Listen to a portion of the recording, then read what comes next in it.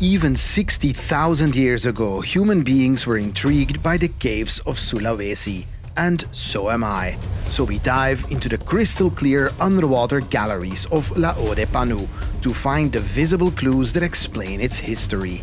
In today's episode on the DiveSAGA channel.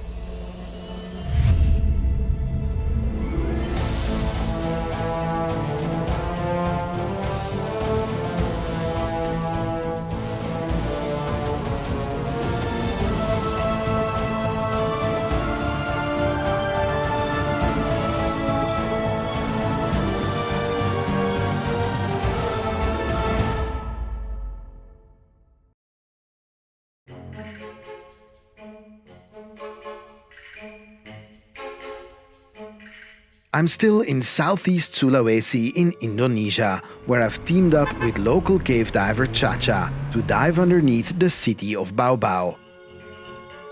From Baobao, we crossed to Muna Island, an island full of underwater aquifers and diveable caves of all shapes and sizes.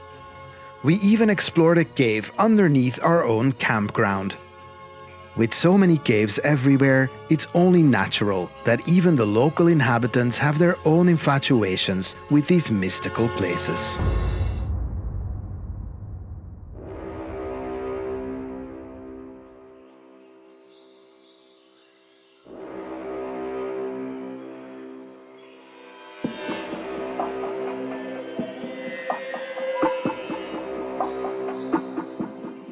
This is Liang Kabori, some 2 hours north of our campsite. Along the side of the road, stalagmites for sale.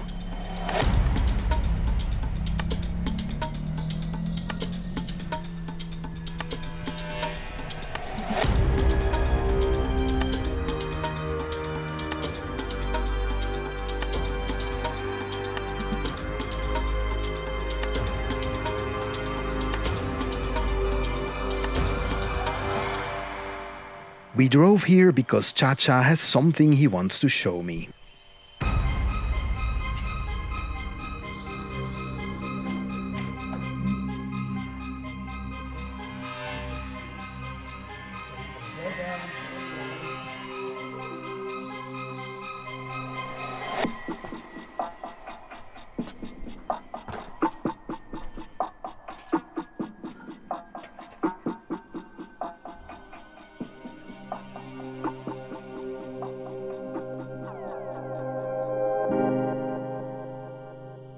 Look at this. Real, authentic cave paintings.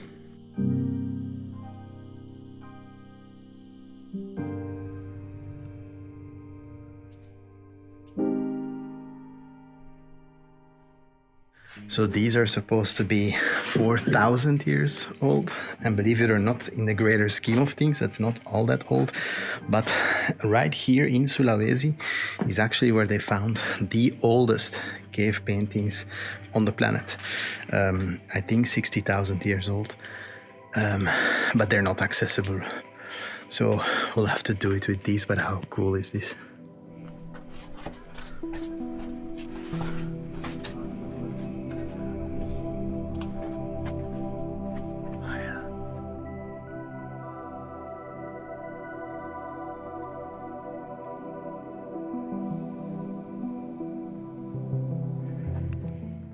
And the fact that we can just come here, like we can just walk here. Liang Kabori has dozens of cave paintings. The world's oldest known is a hand stencil in the Liang Metanduno cave, also here on Muna Island, which dates back at least 67,800 years. It even predates any other ancient cave art created by early humans and Neanderthals globally. It seems that across the ages, human beings have always craved to leave a mark, and above all, to find a way not to be forgotten. As we drive back from Liang Kabori, I realize why stalagmites were sold by the roadside: to serve as idols on the graves of loved ones, as a way to remember.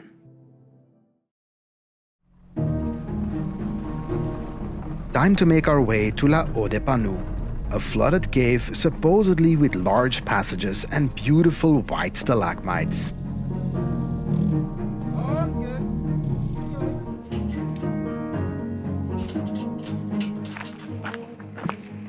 Oh wow! Welcome to Ode Panu. Ode Panu is our 5th cave on this epic journey through South-East Sulawesi, and once again completely different from the other caves that have come on our path.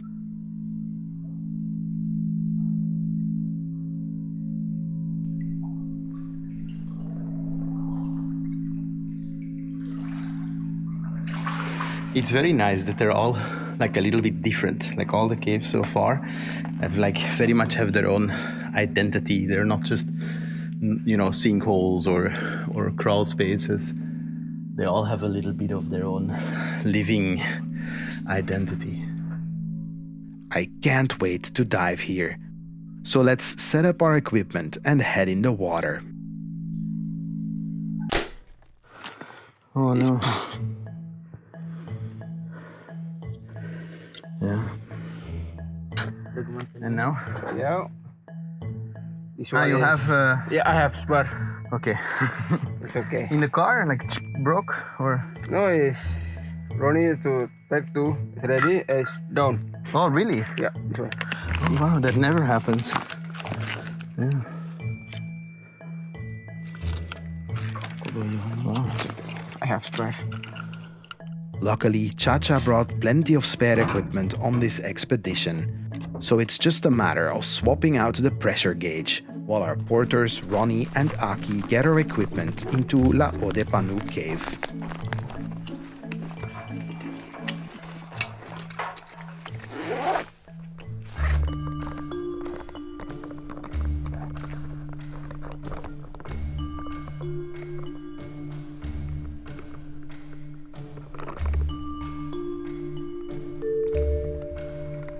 Pre-dive checks are important before any dive, and of course, after a small equipment incident, even more so.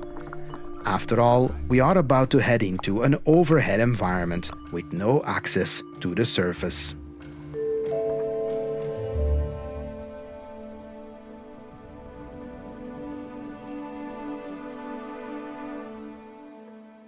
You can immediately see how stark white and blue the color tones are in this particular cave.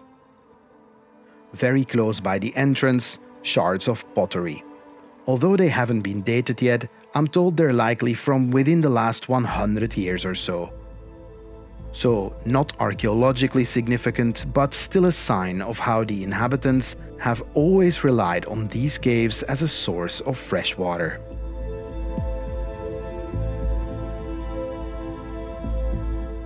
Ode Panu immediately opens up wide, and it's worth recognizing that these deep blue tones are caused purely by reflections.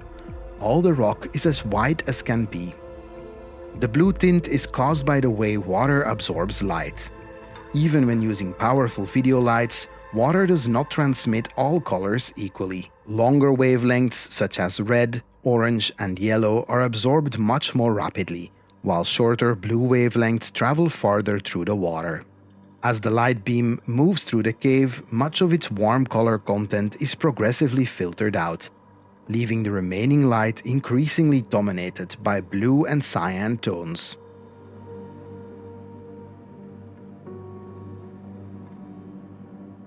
Chaca takes us deeper into Ode Panu, a 600-meter or 1,900-foot cave, fully explored with no more open leads and a maximum depth of around 20 meters 70 feet. As a fun fact, it's rumored that Ode Panu is the name of the original discoverer of the cave hundreds of years ago.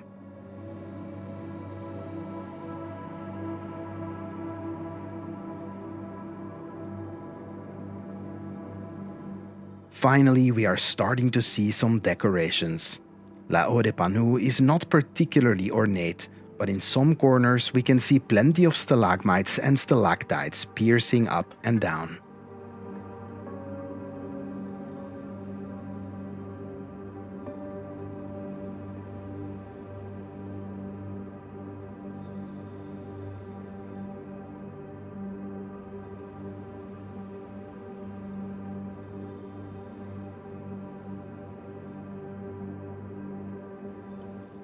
The water here is so clear because it has been filtered by the limestone rock. In fact, this type of cave is what we call an anchialine cave. Anchialine caves are coastal cave systems that contain a mixture of fresh water and seawater, connected to the ocean through underground passages rather than direct surface openings. Rainwater filters through the land and forms a layer of fresh water above denser salt water, creating a distinct transition zone known as the Halocline, as seen in previous episodes.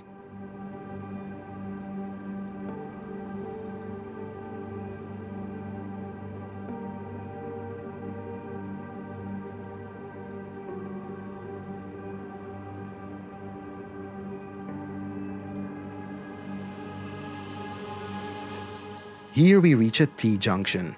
T-junctions are part of the cave where the main cave line splits into different directions. A personal line marker, also called cookie, marks the line that is our way out when we return.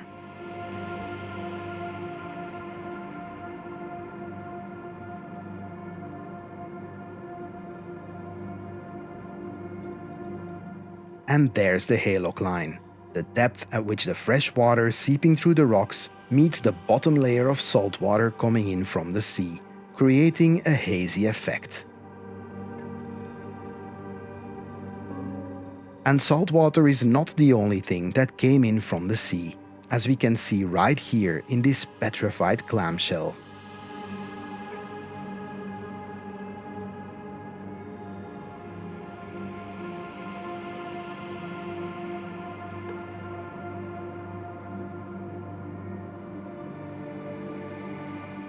Even in caves that seem somewhat barren, like this one, all the signs of its history are right here if you know how to read them. From the clamshell to the broken pottery giving anthropological and cultural clues, to the stalactites and stalagmites telling a story of the cave's dry era. La Ode Panu has it all, and above all, some nice wide open galleries that make you feel weightless and small as your light beam disappears into the distance.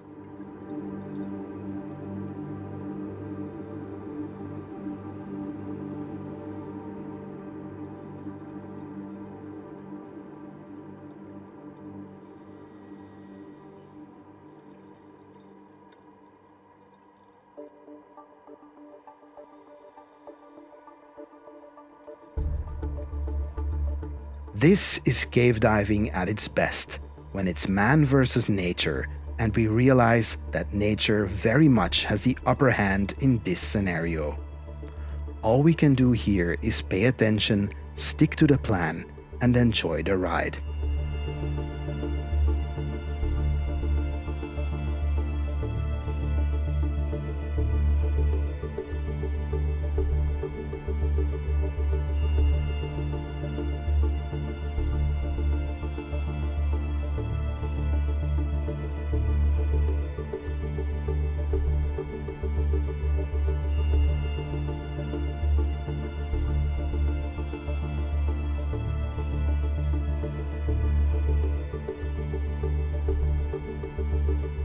This is also a great moment to give a big shout out to my friend Chaca. Born and raised right here in Indonesia and trained by Robin Cuesta from Sulawesi Dive Trek, who helped me organize this series.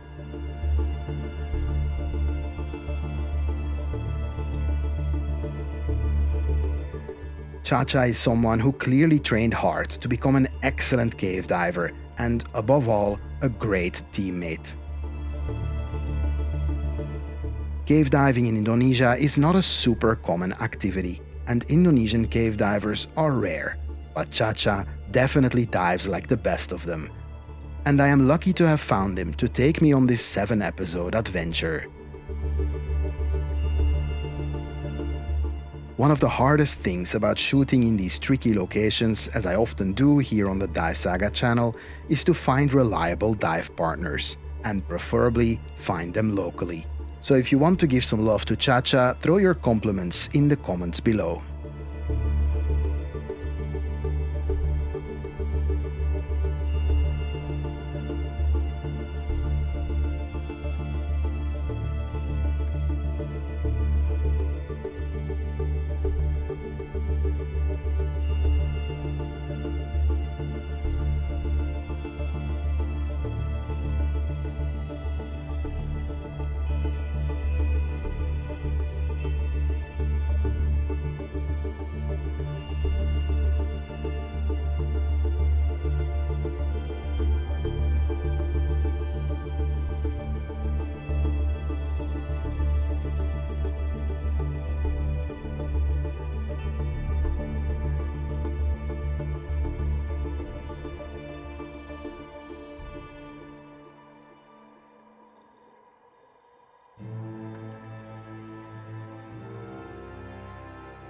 Wow, I love decorated caves and I've seen many, but these stalagmites are particularly white, and the contrast with the blue bounce light is absolutely amazing.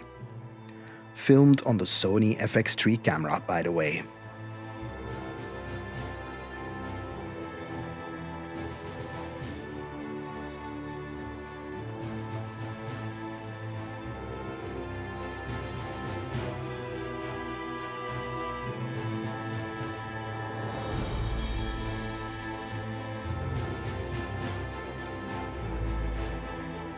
Time to make our way out of here and ascend back to the cavern area. I can already see the hot jungle reflecting through the water as we get closer to the exit.